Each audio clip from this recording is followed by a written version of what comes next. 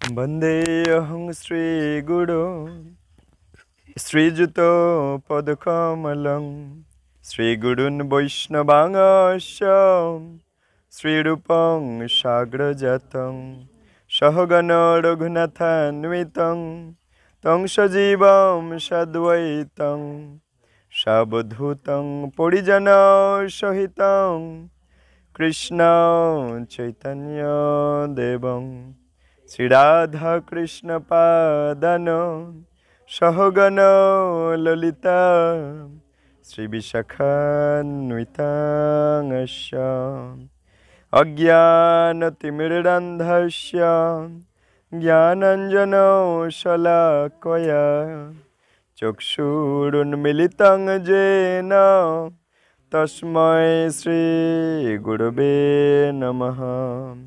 श्रीचैतन्यमनोभीष्टं स्थापितं येन भूतले स्वयं रूपो कदा मह्यं ददाति स्वपदान्तिकम्। नमोऽयं विष्णुपादाय कृष्णप्रेष्ठाय भूतले श्रीमते जयपताका स्वामिनीते नामिने।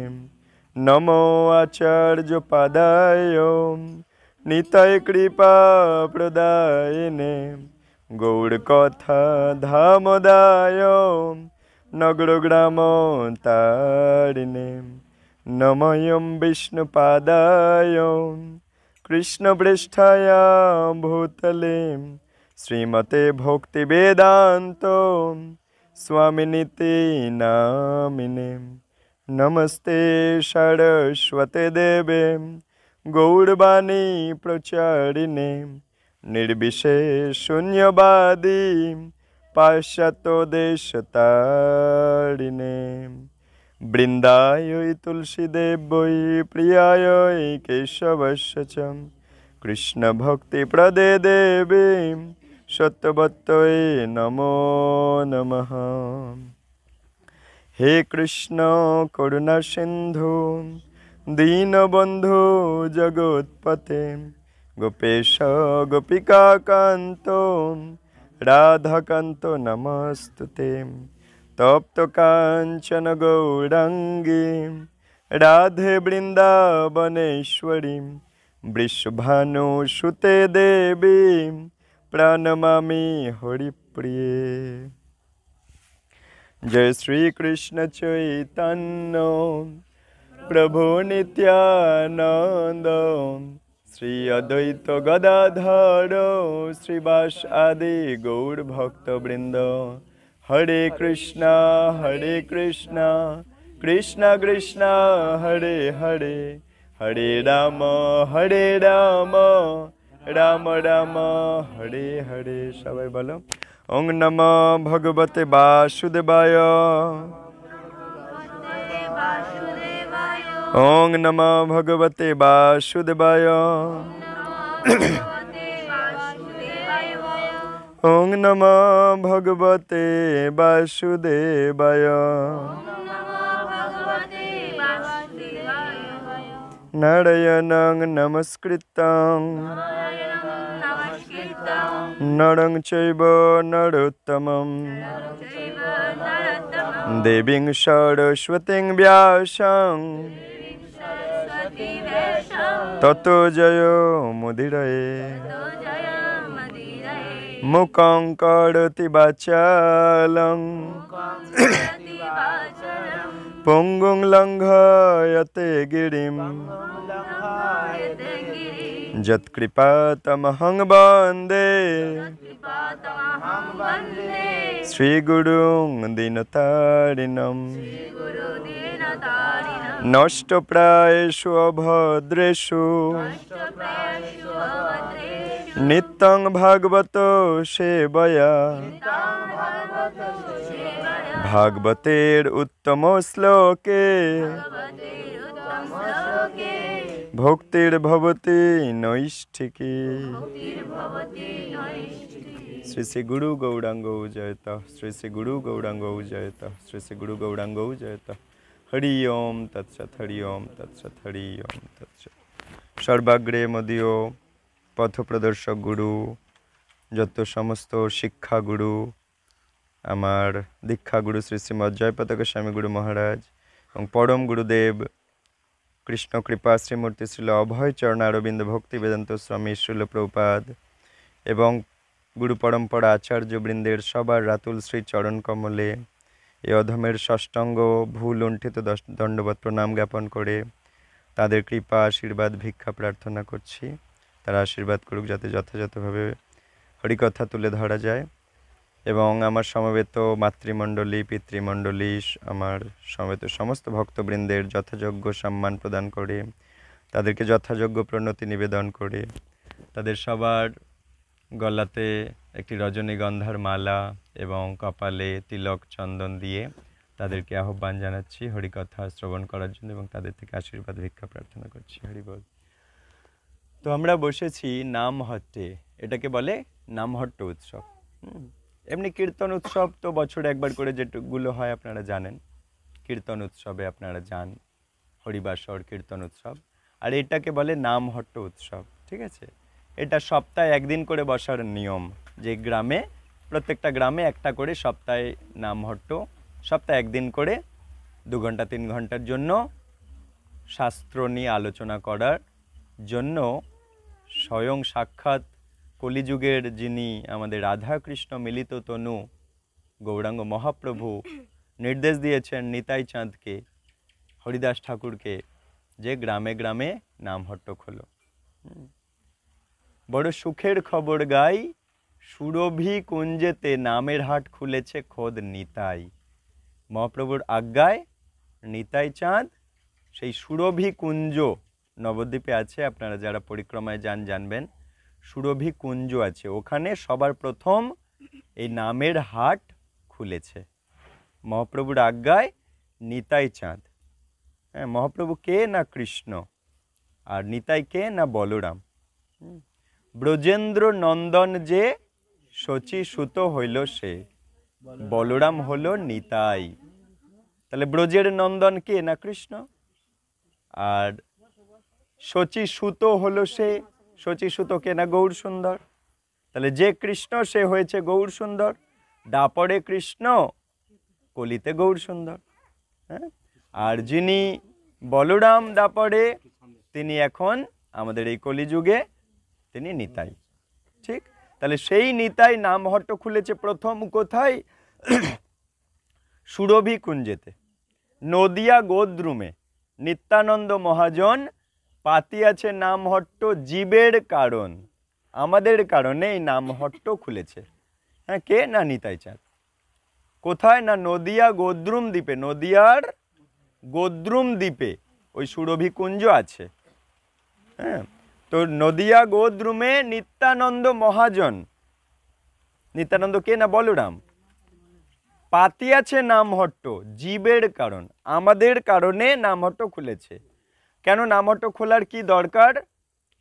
কারণ স্কুল কলেজে আর শাস্ত্র শিক্ষার বইগুলো নেই, গীতা ভাগবতম এগুলো নেই, যেখান থেকে আমরা কিনা এই শিক্ষা পাবো নেই। যেহেতু স্কুল কলেজে কেবল অ আ ক খ ABCD একে চন্দ্র 1 2 নামতা এইসব জড়ো স্কুল কলেজের শিক্ষা, যেগুলো আমাদের দৈনন্দিন জীবনে চলার জন্য দরকার, সেইগুলো শিক্ষা দিচ্ছে, কিন্তু আধ্যাত্মিক শিক্ষা দেওয়া হচ্ছে না। তাহলে আধ্যাত্মিক শিক্ষা পাবার বিদ্যালয় খুলতে হবে। এক্স্যাক্টলি সেই কারণে মহাপ্রভু আজ্ঞা দিয়েছে নিতাইকে যে গ্রামে গ্রামে নামহট্ট খোলো, আর সেইটারই প্রতিফলন এইটা আজ আমরা যেখানে বসে আছি। সেই মহাপ্রভুর ইচ্ছাতে গ্রামে গ্রামে আজ নামহট্ট হচ্ছে। ঠিক আছে, যেমন আমাদের দেবীপুর গ্রামে নামহট্ট, রাধা রাসবিহারী নামহট্ট, বুলার চক গ্রামে একটা নামহট্ট সেন্টার আছে।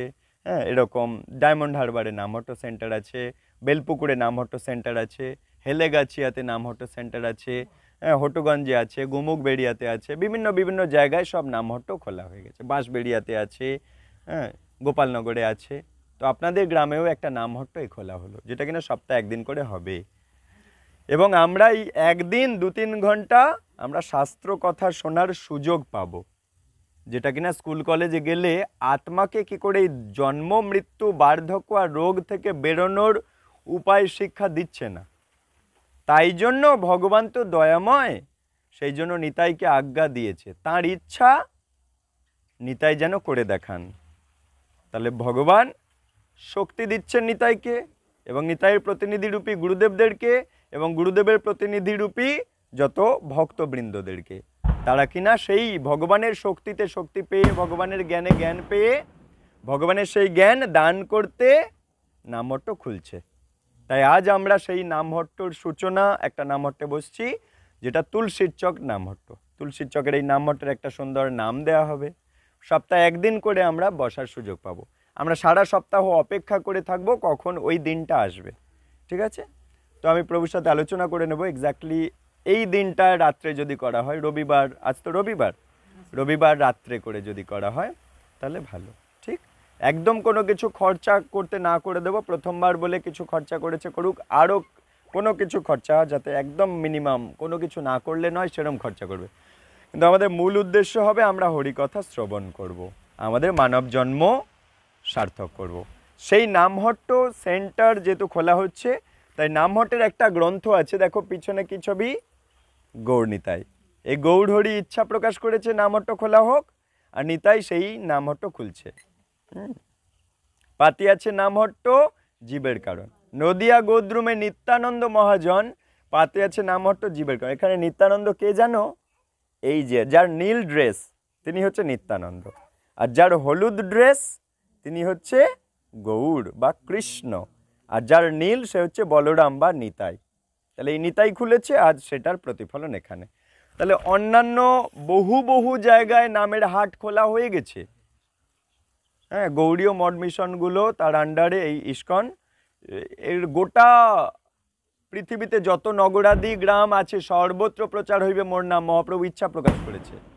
পৃথিবীতে আছে যত নগরাদি গ্রাম সর্বত্র প্রচার হইবে মোর নাম। তাহলে যত নগর গ্রাম আছে তার মধ্যে তুলসীর চক তো একটা নগর গ্রামের মধ্যে পড়ে, একটা গ্রাম। তাহলে সেখানেও নামের হাট খুলবে, এটা মহাপ্রভু ইচ্ছা প্রকাশ করেছিল আজ থেকে 572 বছর আগে। মহাপ্রভু যখন এখানে আমাদের সামনে ঘোরাফেরা করছিল, নদিয়া ধামে সংকীর্তন প্রচার করছিল সারা পৃথিবী জুড়ে, হ্যাঁ, তখন এটা ইচ্ছা প্রকাশ করেছিল। আর সেটারই সেই ইচ্ছা আজ এই বাস্তবে রূপ দিচ্ছে। তাহলে বুঝতে পারছেন, মহাপ্রভুর ইচ্ছাতে আজ আমরা এই নামের হাটে বসেছি। ঠিক আছে, তো সেই নামের হাট এই দেখেন এখানে লেখা আছে, নদিয়া গোদ্রুমে নিত্যানন্দ মহাজন, পাতি আছে নামহট্ট জীবের কারণ। শ্রীল ভক্তিবিনোদ ঠাকুর এটা লিখছে এই গ্রন্থটা। এখানে আমরা ধারাবাহিকভাবে ক্লাসগুলো পাবো। প্রথম সপ্তাহে একটা ক্লাস, দ্বিতীয় সপ্তাহে একটা ক্লাস, তৃতীয় সপ্তাহে একটা ক্লাস, এবার সুন্দর করে ক্লাসে ভেঙে দেওয়া হয়েছে যাতে করে সরলভাবে একদম নতুন যারা ভক্ত আসছে, প্রথম দিন এসছে, কোনোদিন কিছু জানে না শোনে না, তারাও বুঝতে পারবে। একদম সরলভাবে ভগবানের কথা সুন্দরভাবে উপদেশগুলো সুন্দরভাবে দেওয়া আছে। আমরা যদি শুনবো, আমরা আমাদের জীবনের উদ্দেশ্য বুঝতে পারবো। আমরা কোনটা ভুল করছি, কোনটা ঠিক করা উচিত, সব বুঝতে পারবো। কি জন্যে আমরা মানুষ দেহ পেয়েছি, সব আমরা বুঝতে পারবো। তাই প্রথম ক্লাসের যে লেকচার ছিল প্রভুপাদ দিয়েছেন, সেই লেকচার থেকে সরাসরি আমরা শুনবো বলে এই গ্রন্থটাকে রেফারেন্স হিসেবে আমরা নেব।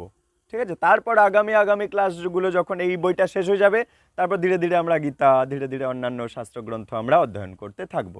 ঠিক আছে, তো শ্রীল প্রভুপাদ অত্যন্ত সরল ভাষায় আমাদেরকে শিক্ষা দেবেন, যাতে করে একদম নবীন কনিষ্ঠ ভক্তরা যারা কিছু জানে না তারাও জানতে পারবে, এত সরলভাবে তিনি বোঝাবেন। ঠিক আছে, তাই দেখেন এখানে বলল শুরুতে তুলসী আরতি হবে, হলো, তারপর গৌড় আরতি হবে, হলো, হ্যাঁ, এরপরে আমাদের প্রথম সপ্তাহ, এই দেখেন প্রথম সপ্তাহ মানুষ আর পশুর মধ্যে পার্থক্য। আমরা এখন রয়েছি তুলসীর চক নামহট্টে। এটার গ্রন্থটার নাম কি? নামহট্ট শ্রদ্ধাবান পাঠক্রম পুস্তিকা। কি বলছে? নামহট্ট শ্রদ্ধাবান। তাহলে নামহট্টে যারা এসেছে তারা কি? শ্রদ্ধাবান। নামহট্টে যারা আসে তারা কারা? শ্রদ্ধাবান। শ্রদ্ধাবান জন হে শ্রদ্ধাবান জন, পাতি আছে নামহট্ট জীবেরও কারণ। তাহলে এই নামহট্টে কারা ঢুকতে পারে? যাদের শ্রদ্ধা আছে ভগবানের প্রতি, তুলসী মহারানীর প্রতি, ভক্তদের প্রতি, হ্যাঁ, দেবদেবীদের প্রতি যাদের শ্রদ্ধা আছে তারা এই নামহট্টে ঢুকতে পারে। যাদের শ্রদ্ধা নেই তারা এই নামহট্ট থেকে দূর থেকে দেখে পালাবে, তারা ঢুকতে পারবে না। তা বলছে নামহট্ট শ্রদ্ধাবান পাঠক্রম পুস্তিকা, পাঠ আমরা শ্রবণ করব ক্রমে ক্রমে, প্রথম সপ্তাহে, দ্বিতীয় সপ্তাহে, তৃতীয় সপ্তাহে, ওই শাস্ত্রের কথা, ভগবানের কথা, কিন্তু অত্যন্ত সরলভাবে এখানে দেওয়া আছে। ঠিক আছে, বোঝাতে পারলাম? তো এখন এটা কোথা থেকে বেরোচ্ছে? আন্তর্জাতিক কৃষ্ণ ভাবনামৃত সংঘ ইস্কন। ইস্কন সবাই এক ডাকে চেনেন, সেখান থেকে বেরোচ্ছে, তাহলে আর অসুবিধার কিছু নেই। আর কে প্রতিষ্ঠা করেছেন ইস্কন?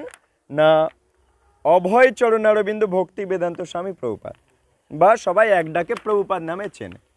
ঠিক আছে, শ্রীধাম মায়াপুর থেকে বেরোচ্ছে। তাহলে প্রথম সপ্তাহ আমরা প্রথম সপ্তাহেই বসেছি। বলছে আমরা মেন টপিকের ওপর আলোচনা করব মানুষ আর পশু, এদের মধ্যে তফাৎ কি। তাহলে খুব সরল বিষয় কিন্তু গুরুত্বপূর্ণ বিষয়।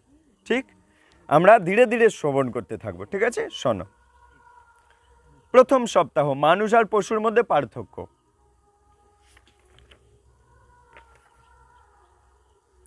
আপনি কিভাবে মানুষ আর পশুর মধ্যে পার্থক্য? মানুষ যুক্তিবাদী প্রাণী, মানুষ যুক্তির দ্বারা বুঝতে পারে যে কোনটা ঠিক কোনটা ভুল। আমাকে বোকা বানানো হচ্ছে নাকি আমার মঙ্গলজনক কথা বলা হচ্ছে, মানুষ যুক্তি দিয়ে বুঝতে পারে, কারণ মানুষের বুদ্ধি আছে। কিন্তু পশুর কি আছে? পশুর নেই। আচ্ছা, মানুষ প্রশ্ন করতে পারে, পশুরা কি কোনো প্রশ্ন করতে পারে? তাহলে আমাদের মধ্যে তফাৎ আছে, মানুষের মধ্যে আর পশুর মধ্যে তফাৎ আছে। মানুষ যুক্তিবাদী, মানুষ যুক্তির দ্বারা বোঝে, পশু যুক্তির দ্বারা কিছু বুঝতে পারে না। মানুষ প্রশ্ন করতে পারে, পশুরা কোনোদিন প্রশ্ন করে না। তৃতীয়, মানুষ যত প্রশ্ন করে তার উন্নতি তত হয়। এরপরে মানুষ আর পশুর মধ্যে কিছু মিল আছে। কি? মানুষও আহার করেন, পশুরাও আহার করেন। মানুষ নিদ্রা নেন, পশুরাও নিদ্রা নেন। মানুষ মৈথুন মানে বংশ বৃদ্ধি করে, পশুরাও মৈথুন বা বংশ বৃদ্ধি করেন। আর মানুষ আত্মরক্ষা করে বা নিজেকে রক্ষা করে, এই যে ঝড় বৃষ্টিতে নিজেকে রক্ষা করে না, তাই তো ঘর বানায়। পশুরাও নিজেকে রক্ষা করতে চায়। তাহলে এগুলো মানুষের সাথে পশুর মিল আছে চারটে জিনিসে। কি? আহার, নিদ্রা, ভয় পাওয়া আর বংশ বৃদ্ধি করা। এই চারটে পশুর সাথে মানুষের মিল আছে। আর কিন্তু মিল নেই কোথায়? না বলছে মানুষ যুক্তি দিয়ে বোঝে, পশুরা বুঝতে পারে না। মানুষ প্রশ্ন করে, পশুরা প্রশ্ন করতে পারে না। মানুষ যত প্রশ্ন করে তার তত উন্নতি হয়, আর পশুরা তো প্রশ্নই করতে পারে না। তাই আধ্যাত্মিক উন্নতি তাদের হবে কি করে? হবে না।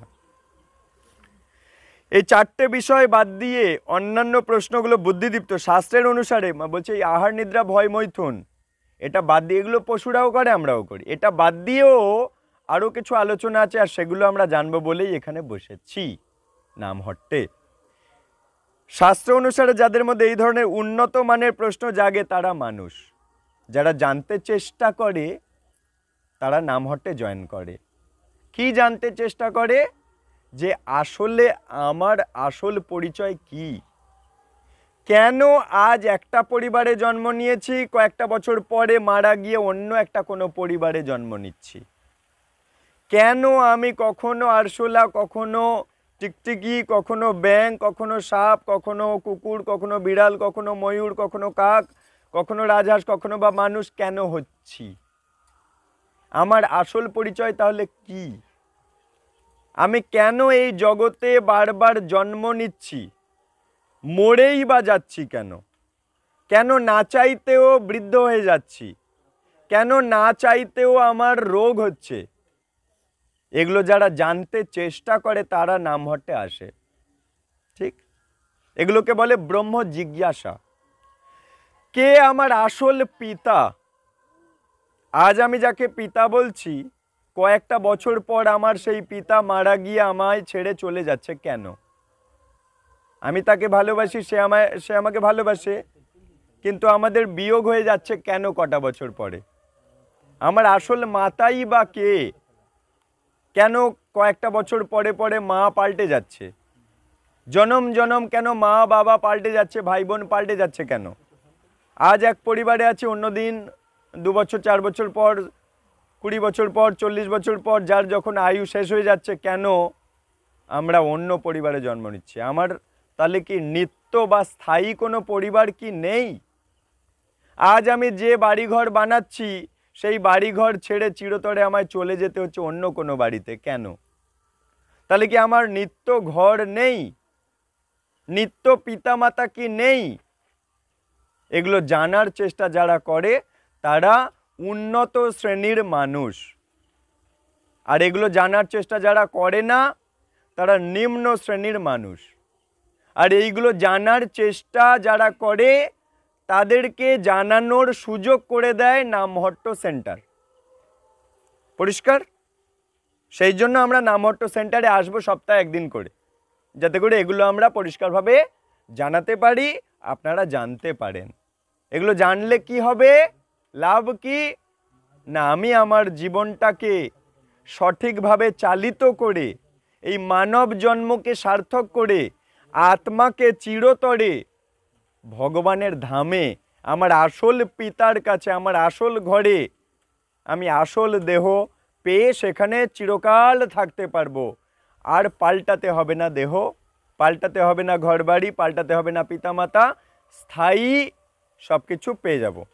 জন্ম মৃত্যু বার্ধক্য আর রোগ চিরতরে মিটে যাবে।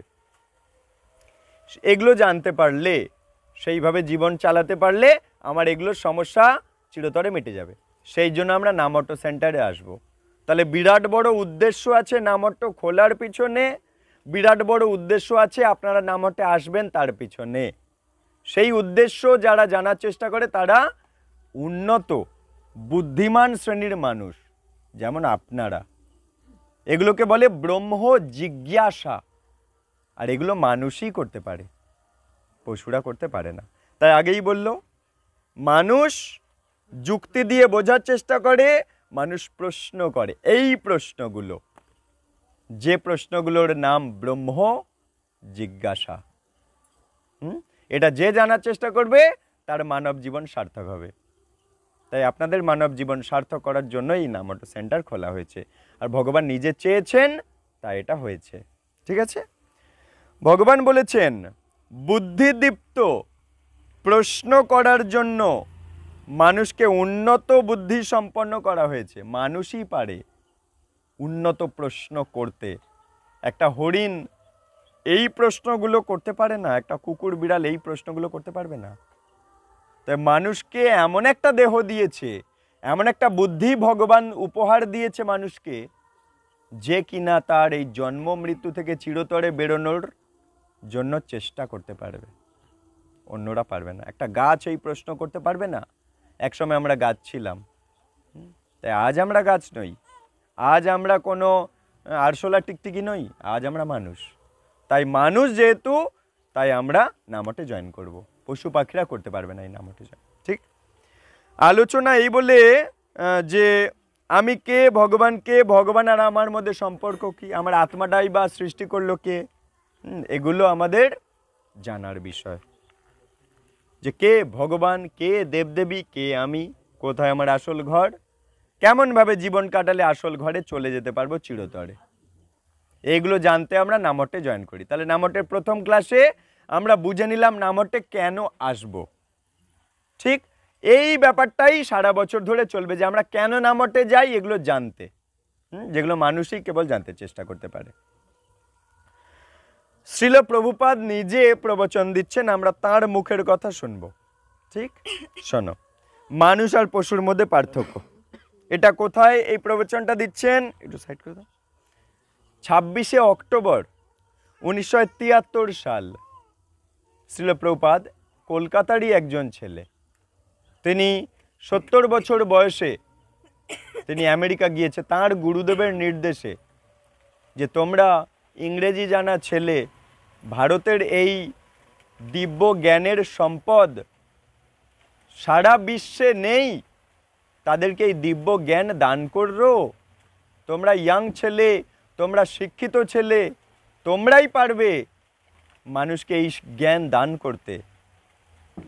আমাদের যিনি ইস্কন প্রতিষ্ঠা করেছেন ওনার গুরুদেব ভক্তি সিদ্ধান্ত সরস্বতী ঠাকুর ওনার নাম, তিনি তার শিষ্য আমাদের এই ইস্কনের প্রতিষ্ঠাতা প্রভুপাদকে বললেন যে আমেরিকায় যাও, গিয়ে প্রচার করো, কৃষ্ণ শিক্ষা দান করো সবাইকে। সেই নির্দেশ পালন করার জন্য 70 বছর বয়সে সারা জীবন ধরে যত জ্ঞান আহরণ করেছেন সেই জ্ঞানগুলো বিদেশে গিয়ে দান করছেন। সেই তিনি 1973 সালে একটা প্রবচন দিচ্ছেন বোম্বে বিমানবন্দরে। কথোপকথন থেকে এটা সবাই আমরা শ্রবণ করব, ঠিক আছে? 26শে অক্টোবর উনি বলেছেন 1973 সাল, আর আজ আমরা শুনছি 2024 সালে, ঠিক আছে?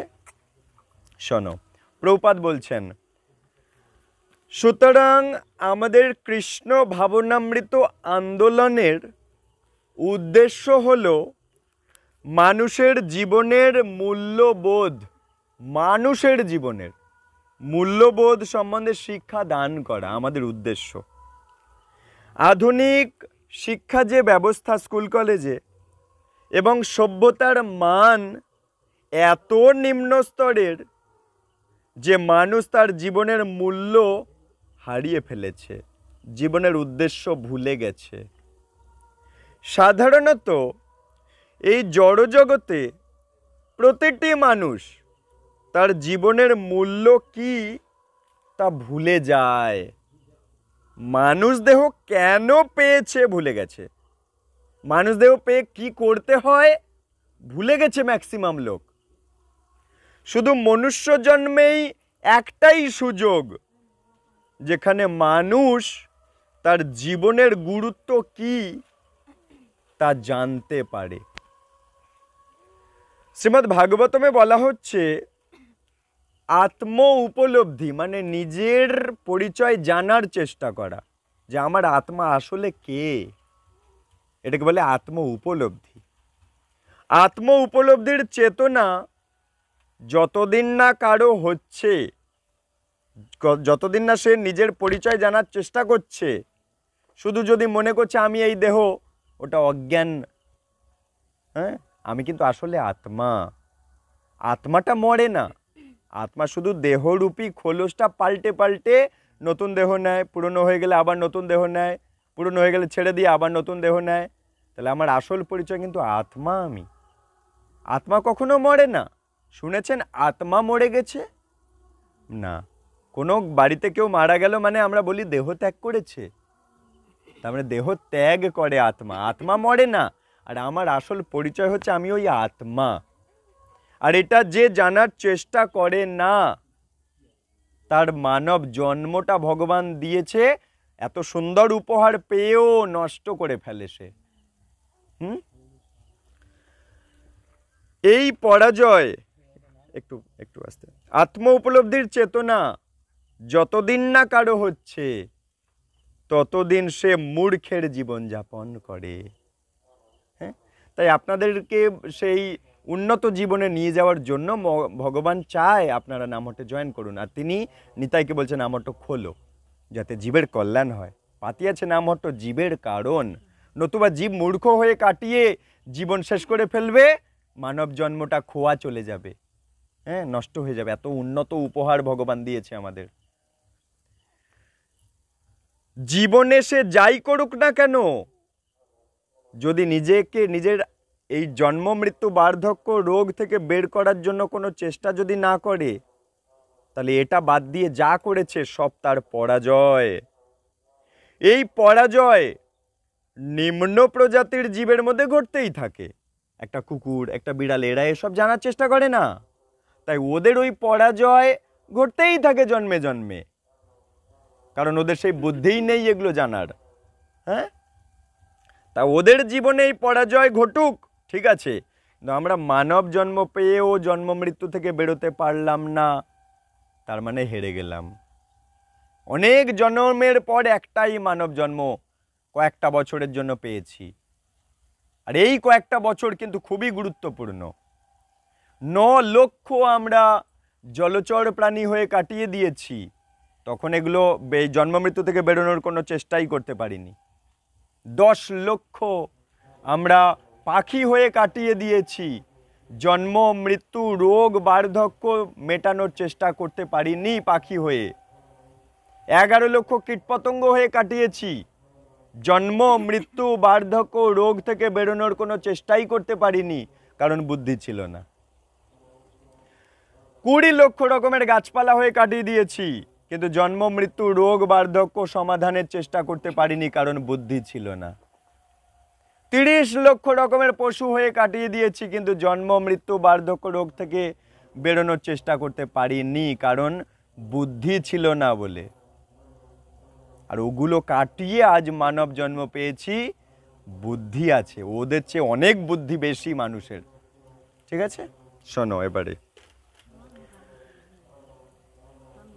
ওই নিচের জীব, এই যে 80 লক্ষ জীবের হিসেব দিলাম, এই নিচের জীবের মধ্যে জন্ম মৃত্যুর থেকে বেরোতে পারে না ওরা, ওদের মধ্যে এই পরাজয় ঘটতেই থাকে, হেরে যায় ওরা।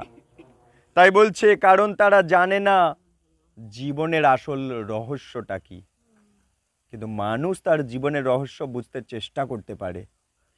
তাদের চেতনা উন্নত মানের নয়, মানে নিচের যে 9 লক্ষ 10 লক্ষ 11 লক্ষ 20 লক্ষ আর 30 লক্ষ টোটাল 80 লক্ষ যত জীবের কথা বললাম, এদের বুদ্ধিটা উন্নত নয়। কিন্তু যে সমস্ত মানুষের জীবনে এই ধরনের পরাজয় দীর্ঘ সময় ধরে ঘটতেই থাকে, তারা সুসভ্য মানব জাতির মধ্যে পড়ে না।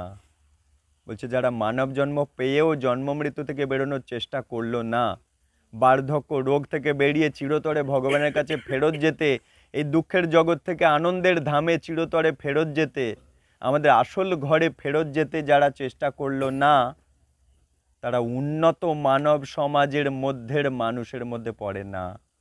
প্রভুপাদজি বলছেন এটা প্রকৃতপক্ষে পশু সভ্যতা, যে সভ্যতা এই জন্ম মৃত্যু বার্ধক্য রোগ থেকে সমাধানের জন্য চেষ্টাই করে না, যে মানুষ, সে মানুষের মতো দেখতে হলেও ওই নিচের জীবেদের মতো তার জীবন, তার বুদ্ধিও ওই নিচের জীবের মতো।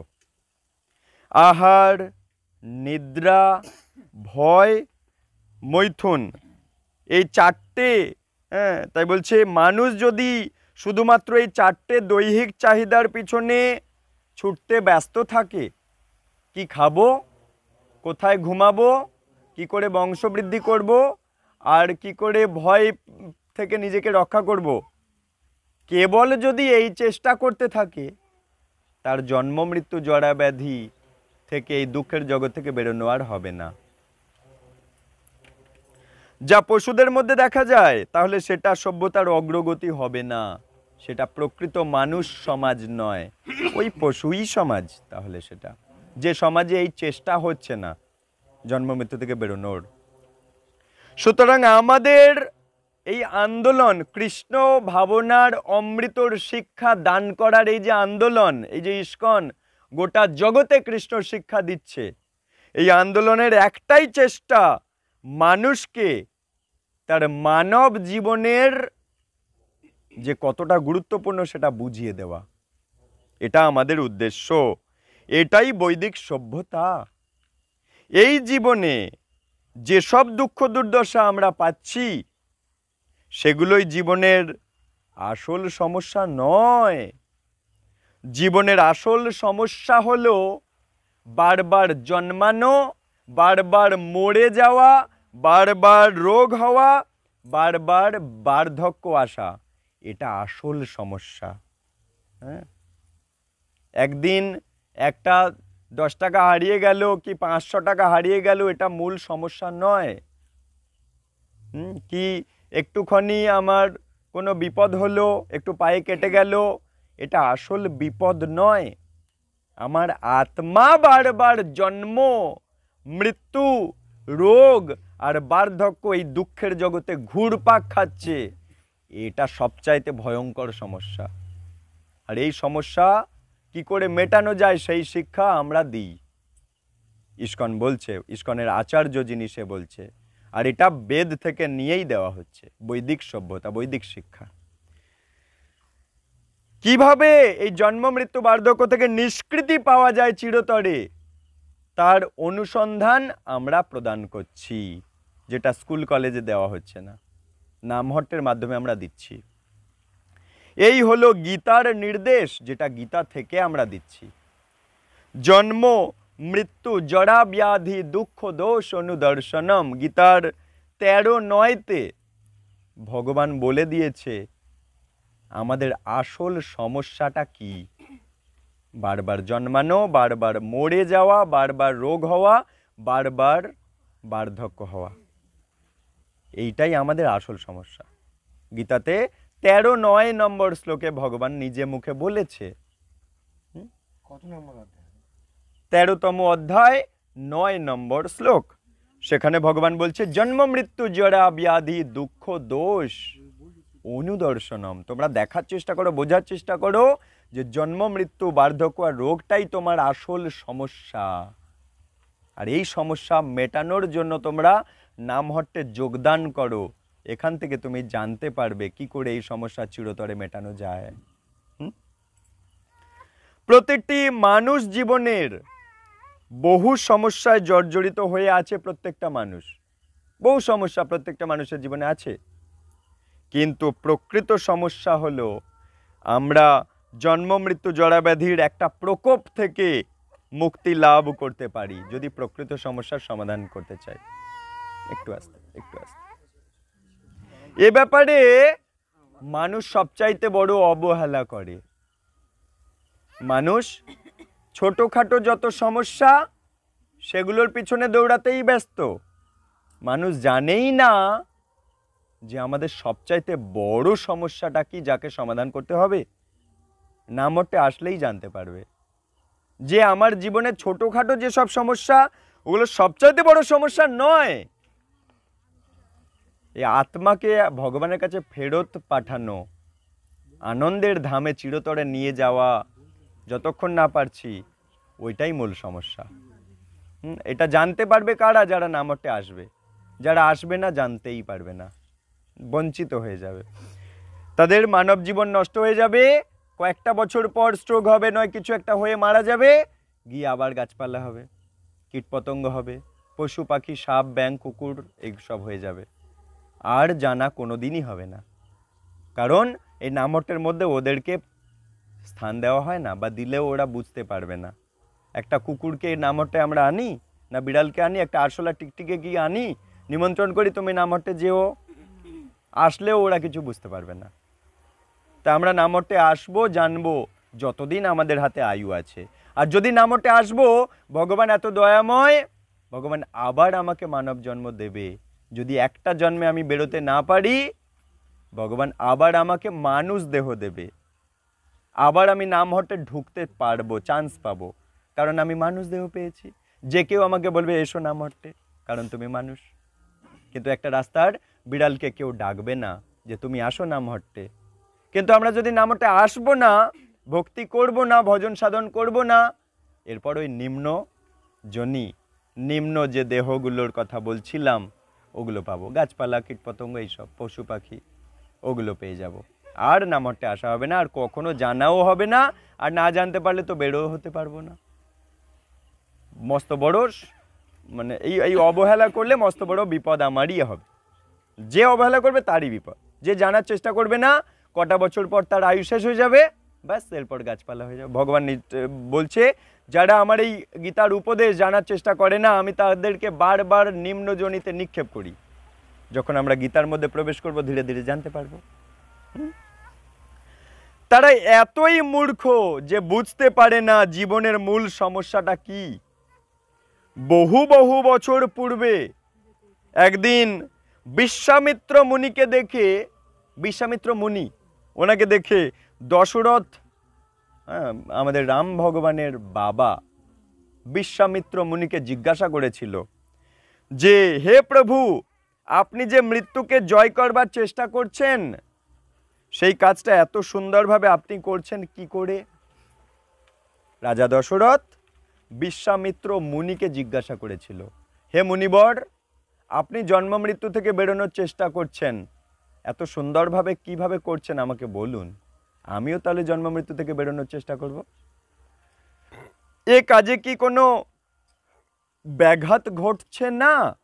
প্রশ্ন করেছিল রাজা দশরথ বিশ্বামিত্র মুনির কাছে।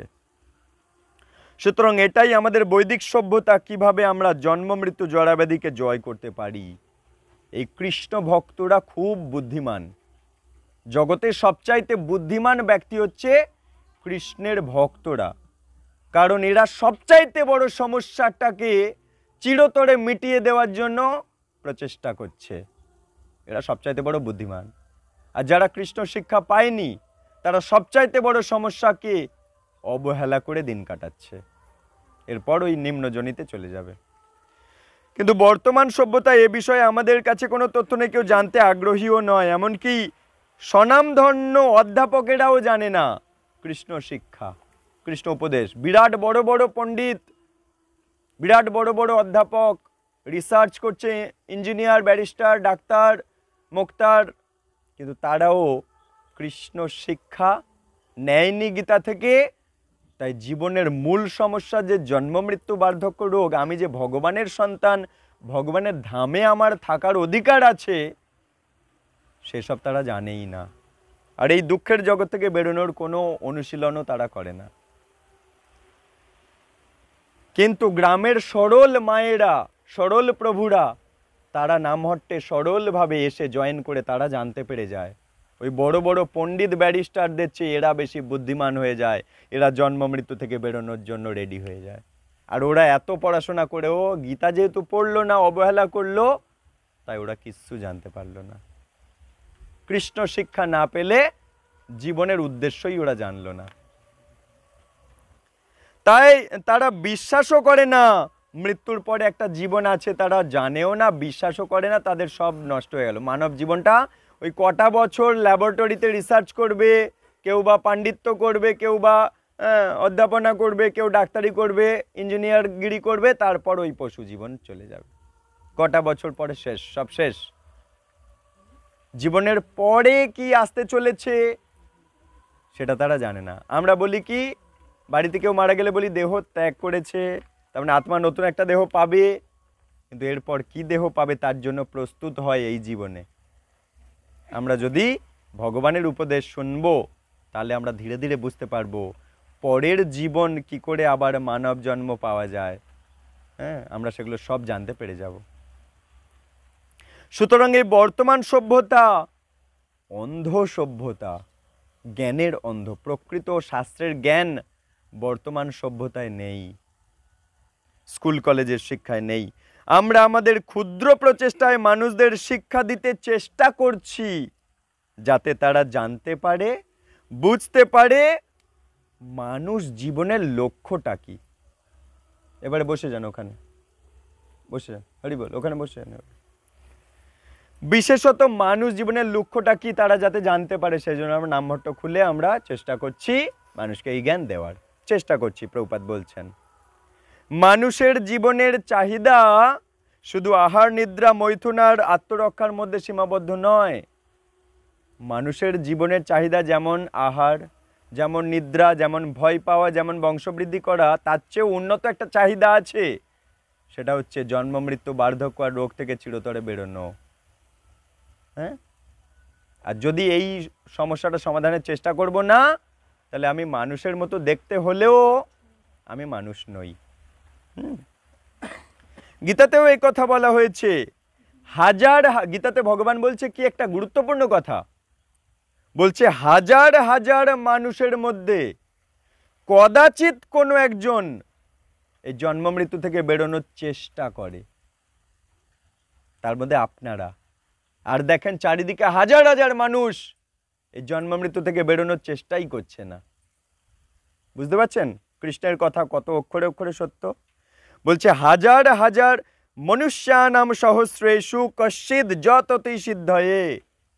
বলছে হাজার হাজার মানুষের মধ্যে কদাচিৎ কোনো একজন এই জন্ম মৃত্যু বার্ধক্য রোগ থেকে বেরোনোর এই সিদ্ধি লাভের জন্য যত্ন করেন, যেমন আপনারা এই যত্ন করছেন, যত্ন করে যত্ন সহকারে শুনছেন যে কি করে, কি আলোচনা হয় জানবো, আমি আমার মানব জন্ম সার্থক করব।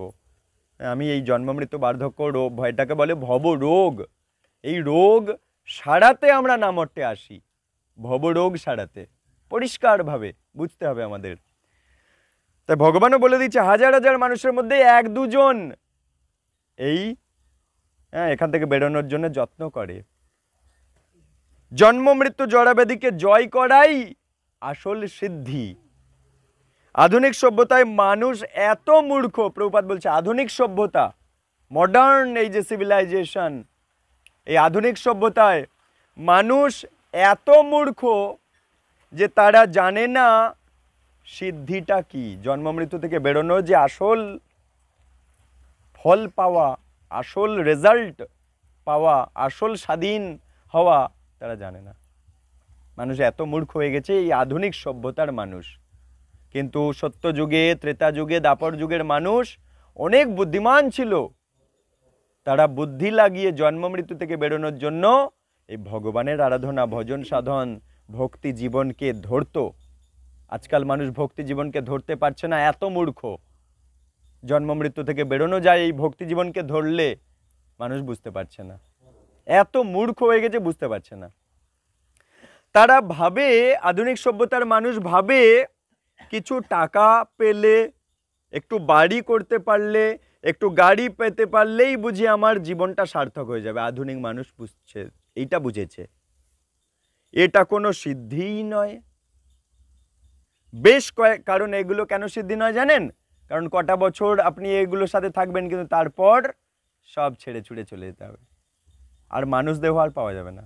যদি কেবল টাকার পিছনে, বাড়ির পিছনে, গাড়ির পিছনে টাইম নষ্ট করে দেব, ভগবানের পিছনে টাইম দেব না, ভগবানের কথা জানার চেষ্টা করব না, কৃষ্ণ বলছে আমি তাদেরকে আর মানব জন্ম দেব না। বারবার আমি তাদেরকে এই নিম্ন জনিতে নিক্ষেপ করব।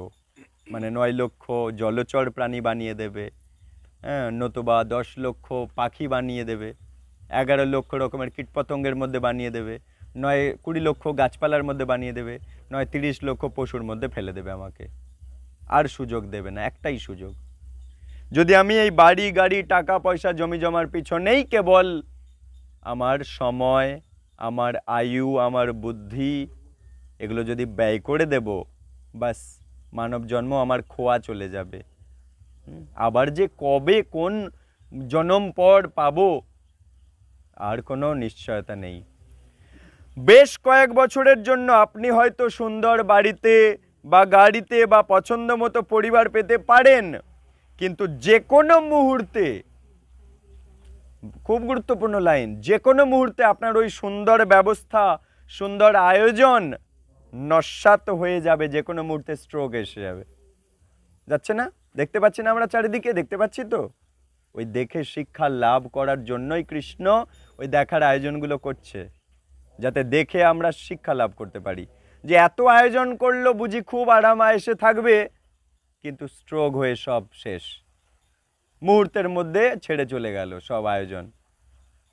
এরপর ওই নিচের জনিতে জন্ম হলো, আর বেরোনোর কোনো উপায় নেই।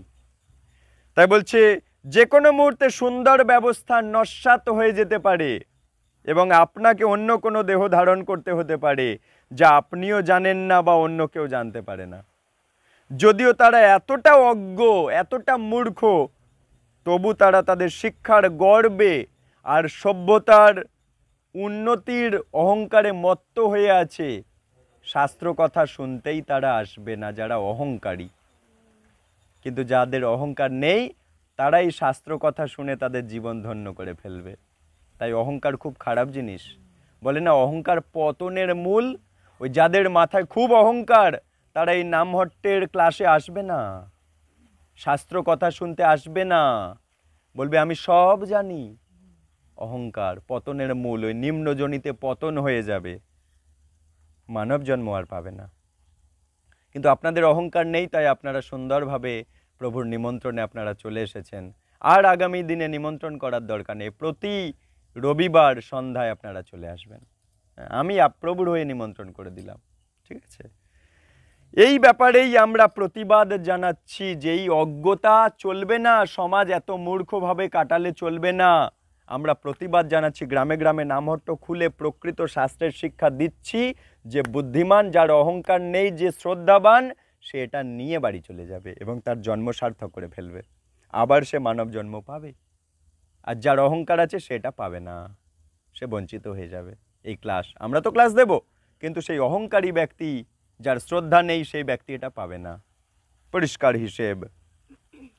এর আরেকটা পার্ট হবে মনে হচ্ছে প্রভুপাদের 8:50, আর 10 মিনিট নিয়ে 9টায় পুরো ছেড়ে দিচ্ছি। 9 জুন 1976 সাল লস অ্যাঞ্জেলসে শ্রীল প্রভুপাদ গেছে না বিদেশে, পাশ্চাত্য দেশে, লস অ্যাঞ্জেলস, এটা তো এই আমাদের দেশের জায়গা নয়, লস অ্যাঞ্জেলস, সেখানে একটা বাগানে কথোপকথন হচ্ছে, আমরা সেটা শুনবো। ঠিক প্রভুপাদজি কি বলছে।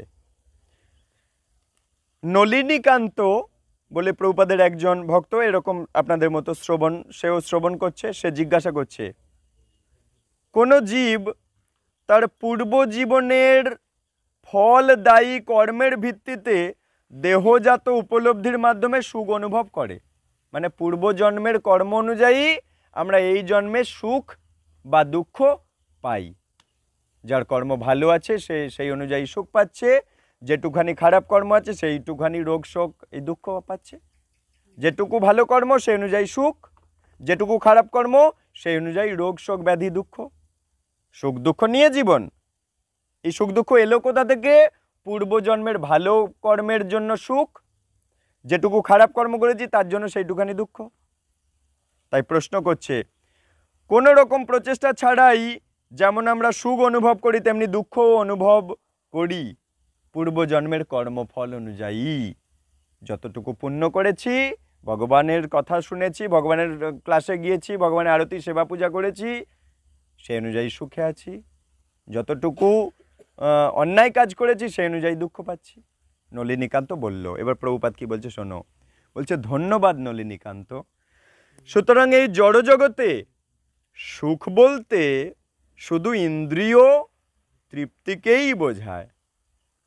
প্রহ্লাদ মহারাজ বলছে, ইন্দ্রিয় তৃপ্তির সুখ যে কোনো জীবদেহেই ভোগ করা যায়। এর নিচের যত জীবের কথা বলছিলাম বারবার, প্রত্যেকটা জীবজনিতে এই দেহ সুখ বা ইন্দ্রিয় সুখ সবাই পেয়েছে, পাচ্ছে। কুকুর, বিড়াল, পশু, পাখি, দেহধর্ম কি কি বলেছি? আহার। দেখো, কুকুর আহার করে, নিদ্রা নেয়, ভয় পায়, আর মৈথুন সুখও নেয়। তাহলে কুকুর জীবনেও নেয় সবাই এই দেহ সুখ বা ইন্দ্রিয় সুখ। বিড়াল জীবনে আহার, নিদ্রা, ভয়, মৈথুন ওরাও পাচ্ছে। কোনো পশু জীবনে তারাও পাচ্ছে, পাখি জীবনে তারাও পাচ্ছে আহার, নিদ্রা, ভয় পাওয়া, মৈথুন। মানুষও পাচ্ছে, এমনকি দেবদেবীরাও পাচ্ছে। যে কোনো দেহেই আমরা আহার পাবো, নিদ্রা পাবো, নিজেকে রক্ষা করার চেষ্টা করব, মানে ভয় থেকে রক্ষা, আর মৈথুন ক্রিয়ার মাধ্যমে ইন্দ্রিয় তৃপ্তির সুখ উপভোগ আমরা করেছি, করছি, সব জন্মেই আমরা এটা পাই।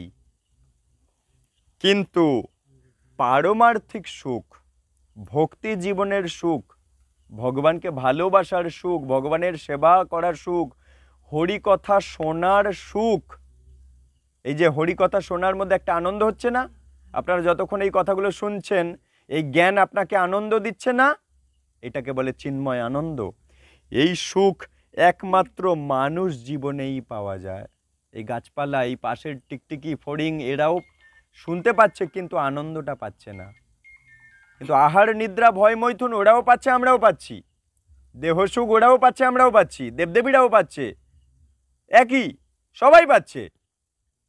কিন্তু এই ভক্তি জীবনের সুখ, একটু আগে ভগবানের আরতি কীর্তন হলো, ভজন কীর্তন হলো, মহামন্ত্র, হরিকথা, প্রসাদ সেবন, এই সমস্ত সুখ, এগুলোকে বলে পারমার্থিক সুখ বা চিন্ময় সুখ।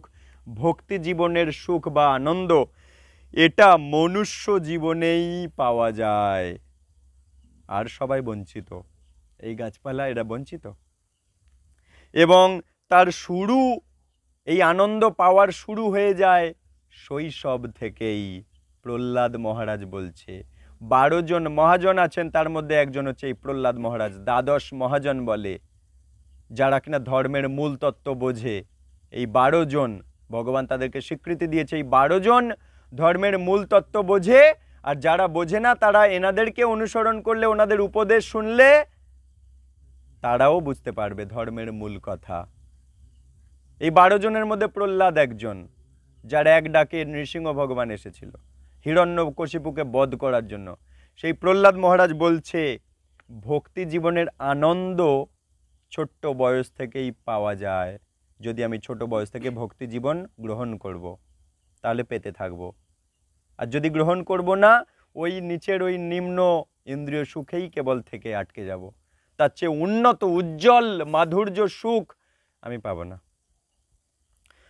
তাই প্রহ্লাদ মহারাজ বলছেন ভাগবতমের 7:6-1 7 নম্বর স্কন্ধ 6 নম্বর অধ্যায় 1 নম্বর শ্লোকে বলছে কৌমারং আচরেত প্রাজ্ঞ ধর্মান ভগবতান ইহ।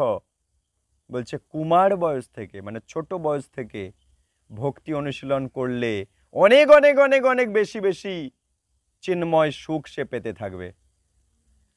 একদম শৈশবেই তার শুরু। কেন এত তাড়াতাড়ি? কারণ দুর্লভং মানুষং জন্ম। এই মানুষ জন্মটা খুব দুর্লভ। 80 লক্ষ পার করে তারপর মানুষ হয়েছি। এটা খুব দুর্লভ, মানে খুব রেয়ার। যে জিনিসটা খুব কম পাওয়া যায় সেটা খুব দামি হয়। যেমন হিরে খুব কম পাওয়া যায় এই প্রকৃতিতে, তাই এত দাম।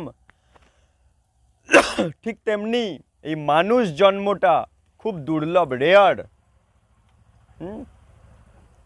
বহু বহু জন্মের পর মানব জন্ম পাওয়া যায়, তা অনিত্য, কয়েকটা বছর পর নষ্ট হয়ে যাবে। হ্যাঁ, অধ্রুবম, এটা ধ্রুব নয়, কয়েকটা বছর পর নষ্ট হয়ে যাবে, ছেড়ে দিতে হবে।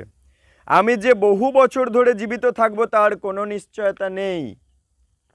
সেই জন্য আমার সারাটা জীবনের মধ্যে আমি যদি জীবনের শুরু থেকেই করি ভক্তি জীবন, তাহলে অনেক বেশি সুখ আস্বাদন করতে পারবো। কারণ একদম জীবনের শুরু থেকেই সুখ পাওয়া চালু হয়ে যাবে, ভক্তির সুখ। যদিও অনুমান করা হচ্ছে কলিযুগে মানুষের আয়ু 100, কিন্তু এটা একটা অনুমানই মাত্র। কিন্তু বর্তমানে কেউই তত বছর বাঁচছে না। যদিও এই ধরনের ইঙ্গিত দেওয়া হচ্ছে, তবু তার কোনো নিশ্চয়তা নেই যে আমি 100 বাঁচবো, কোনো গ্যারান্টি নেই। যে কোনো মুহূর্তে আমাদের মৃত্যু হতে পারে। তাই আমাদের পকেটে কিন্তু আমাদের দেহের গ্যারান্টি কার্ড গোঁজা নেই যে আমি দেরি করব ভক্তি জীবন ধরতে। যদি গ্যারান্টি কার্ড থাকতো যে হ্যাঁ 100 পর্যন্ত বাঁচবো, তাহলে না হয় অবহেলা করে আরো কিছু বছর পর, আরো কিছু বছর পর ভক্তি জীবন করিয়ে। কিন্তু আসলে কিন্তু নিজের পায়ে নিজে কুড়ুল মারা। ভক্তি জীবনের সুখ থেকে সে নিজেই নিজেকে সুখ থেকে বঞ্চিত রাখছে। ভক্তি জীবন অত্যন্ত সুখের, অত্যন্ত আনন্দের। যে ভক্তি জীবনে ঢুকেছে সে জানে। যতজন প্রভু মাতাজিরা আছে সবাইকে জিজ্ঞাসা করবেন ভক্তি জীবন আনন্দের না কষ্টের, সে বলবে অত্যন্ত আনন্দের। তাকে বলে দিতে হবে না যে এই তুমি এটা বলো, সে আপনা আপনি বলবে এই ভক্তি জীবনে এত আসতে দেরি করলাম কেন। সে আঙুল কাটবে যে আমি কেন এত দেরি করে ফেললাম ভক্তি জীবনে আসতে। আরো আগে যদি প্রভুরা আমাকে এই কথাগুলো বলতো, আমার জ্ঞান চোখ খুলে যেত, আমি অনেক ছোট বয়স থেকে তাহলে ধরে ফেলতে পারতাম ভগবানের পথ। কিন্তু আমি অনেক দেরি করে ফেলেছি। যে বয়সেই আসুক সে সেই বয়সে এসে বলে এই কথা যে আমার অনেক দেরি হয়ে গেছে। হ্যাঁ, প্রভুদের যদি আগে পেতাম, এই হরি কথা যদি, এই জ্ঞান যদি আগে পেতাম, তাহলে আরো আমার জীবন ভালো হতো, আরো আনন্দ পেতাম। যে বয়সেই ঢোকে সে বলে আমার আগের এই কটা বছর আমার নষ্ট হয়ে গেছে। তাই বলছে আমাদের যে কোনো মুহূর্তে আমাদের মৃত্যু হতে পারে। অধ্রুব মানে ধ্রুব নয়, তাই কোনো নিশ্চয়তা নেই আমাদের জীবনের। নিঃশ্বাসের নয় বিশ্বাস, তাই তো নিঃশ্বাস, শ্বাসের কোনো বিশ্বাস নেই কিন্তু। সুতরাং যতক্ষণ আমরা বেঁচে আছি সেই সময়টা যেন আমরা সঠিকভাবে আমার আয়ুটাকে ব্যয় করি। আমরা যেন জীবনের পরম লক্ষ্যে পৌঁছে যেতে পারি, এমনভাবে আমার আয়ু খরচা করব যাতে করে আমি আমার জীবনের লক্ষ্যে পৌঁছে যেতে পারি। ভগবানের কাছে ফেরত চলে যাওয়া আমাদের লক্ষ্য। এই দুঃখের জগতে যদি আবার জন্ম নিতে হয়, বুঝতে পারছেন, আবার ঘর বাঁধতে হবে, আবার চাকরি করতে হবে, আবার পড়াশোনা করতে হবে, আবার এত কষ্ট স্বীকার করতে হবে, গ্রীষ্ম শীত বর্ষা সহ্য করতে হবে, আবার আপনাকে জন্মাতে হবে, মরতে হবে, বার্ধক্য হবে, আবার রোগ হবে, প্রিয়জন বিয়োগ হবে, এত লাথি ঝাঁটা আবার খেতে হবে যদি আবার জন্মাতে হয়। তাই বুদ্ধিমান কৃষ্ণ ভক্ত প্রত্যেকটা সেকেন্ড ভগবানকে চিন্তা করে, ভগবানের গুণকীর্তন করে, ভগবানের কথা শুনে, ভগবানের আসরে গিয়ে সময় কাটায়। তারা বুদ্ধিমান। এক একটা সেকেন্ড ভগবানের সাথে যুক্ত রেখে নিজের জীবন ব্যয় করে। তারা জীবনের মানব জীবনের উদ্দেশ্য চলে যায়, সিদ্ধি লাভ করে ফেলে, তারা জন্ম মৃত্যু জড়াব্যাধি থেকে বেরিয়ে যায়। জীবনের পরম লক্ষ্যে পৌঁছানোই হলো জীবনের প্রকৃত অর্থ। তাই প্রহ্লাদ মহারাজ এর উপর বিশেষ গুরুত্ব দিচ্ছে যে কম বয়স থেকে ভক্তি জীবন চালু করো, বৃথা বৃথা সময় নষ্ট করে দিও না, তোমার আয়ু লিমিটেড, নির্দিষ্ট। অর্থবম কথার অর্থ পারমার্থিক উপলব্ধি, অন্যথায় আমরা পশুর মতোই থাকবো। যতদিন না আমরা এই ভক্তি জীবনের কথাগুলো জানবো বুঝবো, ততদিন আসলে আমি মানুষের মতো দেখতে হলেও আমার বুদ্ধি বা জ্ঞান কিন্তু ওই নিচের যত জীব আছে ওদের মতো। একটু লাইটটা দেন, আর 2-4 মিনিট লাগবে, এটা শেষ করে দিই স্ট্যান্ডাটা। শোনো সবাই, পশুদেরও আস্তে, আর আলো লাগবে না, ঠিক আছে? শোনো, পশুদেরও ইন্দ্রিয় তৃপ্তি করার চেতনা বা বুদ্ধি আছে। তারা জানে কি করে খেতে হয়, কি করে ঘুমাতে হয়, কি করে বংশবৃদ্ধি করতে হয়, কি করে ভয় থেকে নিজেকে রক্ষা করতে হয়। কোনো পশুকে শেখাতে হয় না কি করে খেতে হয়, কি করে ঘুমাতে হয়, কি করে বংশবৃদ্ধি করতে হয়, কি করে ভয় থেকে নিজেকে বাঁচাতে হয়, কাউকে শেখাতে লাগে না। ওগুলো জন্ম জন্মে আমরা করেছি, তাই কোনো বাচ্চাকে শেখাতে হয়েছে কি করে খেতে হয়, কি করে ঘুমাতে হয়, কি করে বংশবৃদ্ধি করতে হয়? কোনো কাউকে শেখাতে হয় কি? সে জানে। কেন জানে? কারণ পূর্ব জন্মে অলরেডি সে গাছপালা অবস্থাতেও ওগুলো করেছে, পশু পাখি কীটপতঙ্গ অবস্থাতেও ওগুলো করেছে, তাই কাউকে এগুলো শেখাতে হয় না। তিনি তার বন্ধুদের দৈত্য বলে সম্বোধন করছেন। দৈত্যের সন্তান, তার পিতাকে দৈত্যরাজ বলছে। কেন? এই প্রহ্লাদের বাবার নাম কি? হিরণ্যকশিপু, দৈত্যদের রাজা। আর ও যে স্কুলে ভর্তি হয়েছে সেখানে সব দৈত্যর সন্তানরা স্কুলে এসেছে, ক্লাসে সহপাঠীরা। 2 ধরনের মানুষ আছে। আর 2-3 মিনিট প্রভু একটু সাইলেন্ট। 2 ধরনের মানুষ আছে, কি? দেবতা আর অসুর। দেবতা কারা? যারা ভগবানের নির্দেশ মেনে চলে। আর অসুর কারা? যারা ভগবানের নির্দেশ মেনে চলে না। এই জড়জগতে সেই রূপ। সুতরাং এই ধরনের ইন্দ্রিয় তৃপ্তি উপভোগ্য। বলছে এদেরই বিষয় হলো, বিষয় কথাটার অর্থ হচ্ছে ইন্দ্রিয় উপভোগ। জীবনের মূল যে 4টে বিষয় তার সব ধরনের জীবনেই আছে। আহার, নিদ্রা, ভয় আর মৈথুন। এই 84 লক্ষ জীবের সবার মধ্যেই এটা আছে। খাদ্যের সংস্থান করা, নিদ্রার ব্যবস্থা করা, এসব আছে। একটা পাখি কখনো খাদ্যের জন্য, ঘুমানোর জন্য বা মৈথুন করার জন্য উদ্বিগ্ন হয় না, অটোমেটিক সে পেতে থাকে এগুলো। কারণ সে জানে তার জন্য সব ব্যবস্থা এই পৃথিবীতে করা আছে।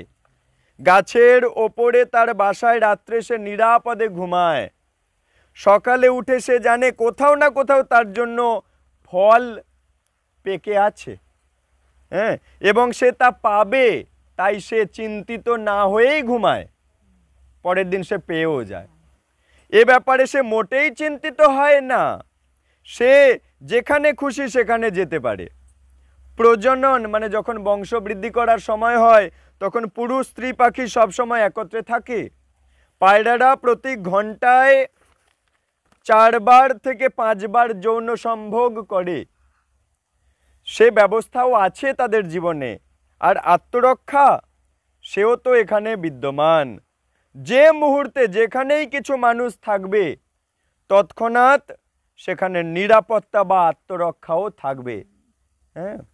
সুতরাং তারা জানে, প্রত্যেকেই জানে আহার, নিদ্রা, ভয় আর মৈথুনের মতো বিষয় উপভোগ করতে হয়, এটা সবাই জানে।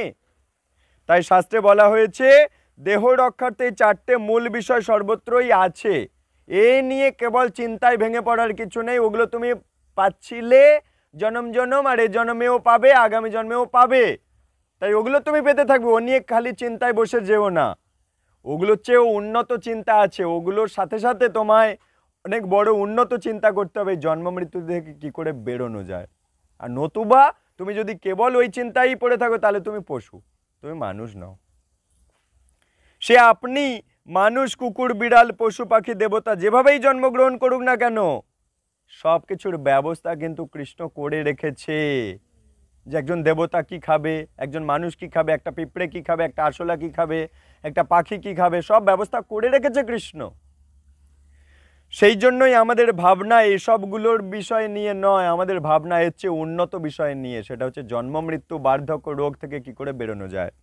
সব ব্যবস্থা আছে ঈশ্বরের কৃপায়, সব কিছুর ব্যবস্থা তিনি করে রেখেছেন। এজন্যই নারদ মুনি বলছে এই সব বিষয় নিয়ে একদম ভাবিত হইও না। হ্যাঁ, বলছে এই ব্রহ্মাণ্ডে আমরা বিভিন্ন জীবদেহ ধারণ করে ক্রমাগত উদ্দেশ্যহীনভাবে ঘুরে বেড়াচ্ছি, বিভিন্ন দেহ পেয়ে ঘুরছি, বিভিন্ন গ্রহে, বিভিন্ন ঊর্ধ্বলোকে, অধোলোকে মানে নিচের গ্রহগুলোতে, সর্বত্র আমরা ঘুরছি। বিভিন্ন গ্রহলোকে এই সব সুযোগ সুবিধা আমরা পাই। হ্যাঁ, যারা দেবতা গুণ সম্পন্ন তারা আমাদের চেয়ে বেশি ভালো এই সমস্ত আহারের ব্যবস্থা, নিদ্রার ব্যবস্থা, মৈথুনের ব্যবস্থা তারা পাচ্ছে, কারণ তারা দেবতা, তাদের পুণ্যকর্ম আছে, উন্নত লোকে তাদের জন্ম হয়েছে, তারা দেবতা, তারা আরও বেশি আরামায়েসে দেহ সুখে, ইন্দ্রিয় সুখে কাটাচ্ছে।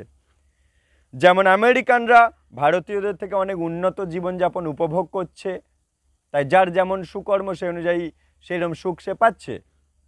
এই মান উচ্চতর বা নিম্নতর যাই হোক না কেন, তা সবই ইন্দ্রিয়ের উপভোগ। একজন মানুষের যৌন সম্ভোগ আর রাস্তার কুকুরের যৌন সম্ভোগ, ইন্দ্রিয় তৃপ্তির পরিতৃপ্তি কিন্তু আসলে একই, সুখটা কিন্তু সেই একই। কেউ ঘরের মধ্যে সুখটা নেয়, কেউ রাস্তায় সুখ নেয়, কিন্তু সেই একই সুখ, জড় সুখ। ইন্দ্রিয় পরিতৃপ্তির কোনো পার্থক্য নেই, একই সুখ। কুকুর দেহতেও পেয়েছি, মানুষ দেহতেও পাচ্ছি, আরশোলা দেহতে, পাখি দেহতেও পাচ্ছিলাম। একই খাবার সোনার পাত্রে খাও আর লোহার পাত্রে খাও, স্বাদ তো একই, কারণ খাবার একই। সেই মৈথুন সুখ কুকুরটা রাস্তায় উপভোগ করছে, সে যতটা শান্তি পাচ্ছে, মানুষ দেহ পেয়েও সেই একই মৈথুন সুখ সে গৃহের ভেতরে করছে, তাহলে সেও একই সুখ পাচ্ছে। তাই ওটা পূর্ব জন্মে পেয়েছি, যত জনিতে থাকি না কেন পেয়েছি, এ জন্মেও পাচ্ছি, আগামী যদি আবার জন্ম নিয়ে পেতে থাকবো। ওই নিয়ে চিন্তার বিষয় নয়, চিন্তার বিষয় জন্ম মৃত্যু থেকে কি করে বেরোবো। সুতরাং ইন্দ্রিয় সম্ভোগের স্বাদ একই, এই জন্যই তিনি বলেছেন সুখম ইন্দ্রিয়কম যৎ। তাই এই জন্য আমরা ওইগুলোর পেছনে না ছুটে, ওগুলো অটোমেটিক থাকবে, তার সাথে সাথে আমরা নামতে এসে বোঝার চেষ্টা করব জন্ম মৃত্যু থেকে কি করে বেরোনো যায়। ঠিক আছে, এই পর্যন্ত আজ আমরা হরিকথা বিরাম দিচ্ছি। এর পরবর্তী ক্লাস থেকে ঠিক পরের, তাই প্রতি নিয়মিত নামট্য ক্লাস অ্যাটেন্ড করলে আপনারা ধীরে ধীরে ধীরে ধীরে নিজের জীবনে উন্নতি বুঝতে পারবেন, নিজের বুদ্ধির উন্নতি, নিজের জ্ঞানের উন্নতি সব ধীরে ধীরে বুঝতে পারবেন। যে প্রত্যেকটা ক্লাস অ্যাটেন্ড করবে সে বুঝতে পারবে, কারণ ধারাবাহিকভাবেই করানো হবে, আপছাড়া খাপছাড়া করে নয়, ধারাবাহিকভাবেই করানো হবে, তখন সে বুঝতে পারবে। দ্বিতীয় ক্লাসে আমরা বুঝবো জ্ঞানের উৎস কি, কোথা থেকে জ্ঞানটা পাবো, তখন আমরা বুঝতে পারবো যে হ্যাঁ প্রকৃত জায়গা থেকে আমরা জ্ঞান পাচ্ছি। ঠিক আছে, এই পর্যন্ত আজ আমরা বিরাম দিচ্ছি। কিছু ভুল ত্রুটি অপরাধ হলে নিজের সন্তান জ্ঞানে মার্জনা করবেন। এই আলোচনা সবার কল্যাণের জন্য, আসলে কাউকে হৃদয়ে কষ্ট দেওয়ার জন্য নয়। ঠিক আছে, বাঞ্ছা কল্পতরুভ্যশ্চ কৃপা সিন্ধুভ্য এব চ পতিতানাং পাবনেভ্যো বৈষ্ণবেভ্যো নমো নমঃ। অনন্ত অনন্ত কোটি বৈষ্ণবী বৃন্দ সমবেত ভক্ত বৃন্দের জয় হোক। গুরু গৌরাঙ্গ শ্রীল প্রভুপাদ সন্তুষ্ট হোক, হরি গুরু বৈষ্ণব সন্তুষ্ট হোক। হরি ওম তৎসৎ, হরি ওম তৎসৎ, হরি ওম তৎসৎ। হ্যাঁ।